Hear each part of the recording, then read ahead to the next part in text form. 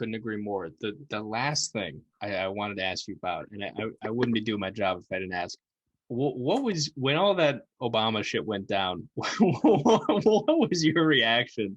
Like Obama, for whatever his flaws are, he's definitely not a radical. People on the left have been very vocal and disappointed, or and this is extends back to when he was, at the at Harvard Law Review. You had people on the far left saying we wish this guy did more.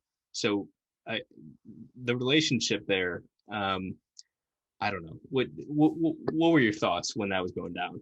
Well, I mean, I had a lot of conflicting thoughts, but I'm probably the only radical in America who was not disappointed in the Obama presidency because it was absolutely predictable. He was not a radical. He was not a leftist. He was not a black nationalist. This was all, again, an invention of the right to kind of try to figure him out. Right. I wrote a second memoir called Public Enemy, and it begins, I don't know if you've ever seen it, but it begins with the Obama um, debating Hillary Clinton while he's running for the nomination in 2008. And I had a group of my graduate students over for a potluck. And as we finished our work, somebody turned on the TV. And just when George Stephanopoulos was asking Obama about his relationship with Jeremiah Wright, and he answered what he answered. And then the Stephanopoulos asked him, this was the debate with Hillary Clinton, and Stephanopoulos was a Hillary Clinton plant.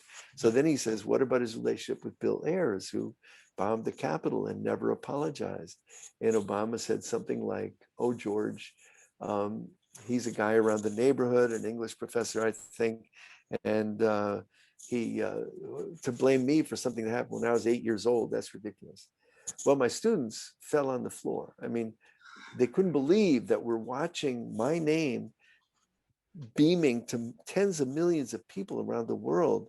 And one of the students literally looked at me and said, that guy has the same name as you. And another student helpfully said, that's because they're the same guy. In any case, why would my graduate students know all that history? Why would they? I mean, I'm a professor, for fuck's sake, and they knew what they knew.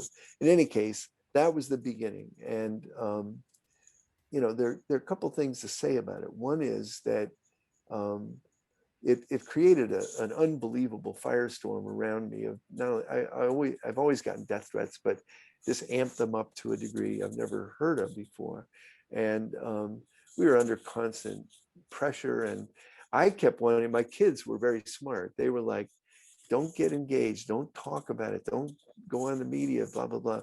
And I would get I got a note from Bill O'Reilly saying, I know you're not talking to the media, but would you just answer one question? What's your definition of terrorism? And I wrote to my oldest son and I said, man, I want to answer this question. This is a great question. Let me answer it. And my son said, look, dude, you're watching the roller coaster. Do not get on the roller coaster. So that was good advice. I mean, people held me back, but it was an intense time. It was a crazy time. But what you said in the beginning is absolutely right. In order for a smear of any kind to stick, it has to either be true or it has to be at least believable. Right. The idea that Obama was a radical was unbelievable, or that he supported terrorism, unbelievable. Yeah. There's nobody who knew anything about his record could believe that. He was a moderate, middle of the road, cautious politician. Yeah. And were we friends? We were friends. And we knew each other around the neighborhood. I mean, our kids went to the same school, our kids babysat his, so we knew each other. Yeah. But I don't actually do a political litmus test on my friends. My dad lived with us for a long time. I didn't do a political litmus test on you. I never asked you your politics. So it's just, the idea that in a wildly diverse, insanely complex society like this, that that talking to other people is somehow a sin is bullshit. And so we knew each other. We never shared a milkshake with two straws. We weren't that close. I have a whole set of things, including a quote from Donald Trump, about why I wrote proof that I wrote Obama's memoir.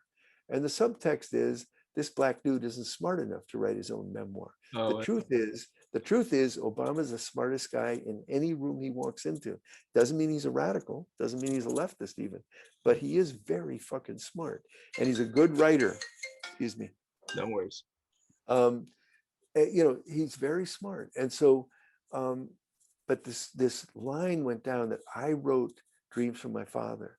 And the most hysterical thing that happened after the election was I was walking through the airport in Dulles Airport in DC, and a woman came up to me and said, "You're Bill Ayers." And I said, "I am." And she said, "I'm from Chicago and I'd like to talk to you." And I said, "What do you do?"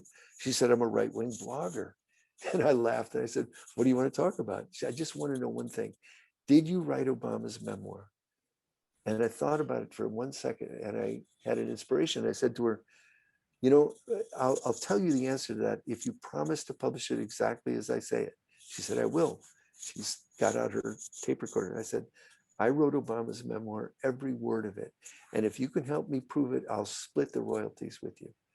And she reported it, and it became the biggest thing on social media for a week that I had admitted. Yeah. And Donald Trump actually said it a couple times. Ayers admitted he wrote Obama's memoir. And that's the context in which I admitted it. And the funny thing, it took off until Jonah Goldberg, another right-wing writer, said, people, stop it. He's pulling your fucking chain. He didn't write it. He's kidding you. And then it became this kind of circle. I had another right-wing guy come up to me and said, "Now I know you're going to say, yes, you wrote it if you split the proceeds, but tell me the truth. Did you write it?" And I said, "I did write it. And if you'll split the proceeds." "No, I don't want you to say that. I want you to tell me if you wrote it." I said, "I did write it. And if you'll split the proceeds." "No, tell me the truth." "I am telling you the truth. I wrote it. And if you'll split." And he said, "Fuck it." And the point is, you can't get out of that once you say it, right? Yeah. If I say, "No, I didn't write it," then I'm lying. If I say I did write it, I'm lying. And so that was kind of fun. Did But you ever hear from his camp after, like, in the midst of all of that, like, "Hey, Bill, please don't say anything"? No. no, I didn't. I didn't hear from the camp. And I heard from, after he was elected in 2008, David, suddenly I lost his name. David Remnick showed up on my front porch, the publisher of the New Yorker and editor of the New Yorker. And we had a talk and he published something in the New Yorker. And then I was asked to go on Good Morning America. And I agreed to go on Good Morning America. And I got a frantic phone call from a Democratic activist I know here in Chicago saying, "Oh, don't go on, that'll fuck things up." And I said, "Look, I don't work for you guys. I am my own person. And I'm not a Democrat. I'm not a liberal. I'm not in the Obama camp. And I can do what I want." And now I feel freed from my own self-imposed silence. So I went on Good Morning America and, basically said what I just said to you, which is, in a country like this, to talk to lots and lots and lots of people and have them and maintain your own position is a strength, not a weakness. And so the fact is, I know a lot of conservatives, I know a lot of liberals, and I am a radical. I'm an anarchist communist, and I always have been. But that doesn't mean I don't talk to people or know people or like people. It's not just, the stereotypes we have of political people are so crazy. And somebody asked me a funny question the other day. Oh, yeah, it was about this culture war about telling the truth of American history, and is it a communist plot? And I said, communists aren't the only people who search for the truth and are curious, but also all communists aren't searching for the truth and aren't curious. So, I like people who are curious and investigating. I think those are good qualities, and let's tell the truth about our history, and that won't hurt anybody. That'll be good for us. Oh, it'll hurt power actually, but that's a good thing. Bill, you have been exceedingly generous with your time. Thank you. Thank you for taking the time to talk to me, and I hope you enjoyed it as much as I did. I did enjoy it. It's great to meet you, and I hope that we meet again. Thanks, Duncan. Absolutely. Take care, Bill. You too. Be well. Bye-bye.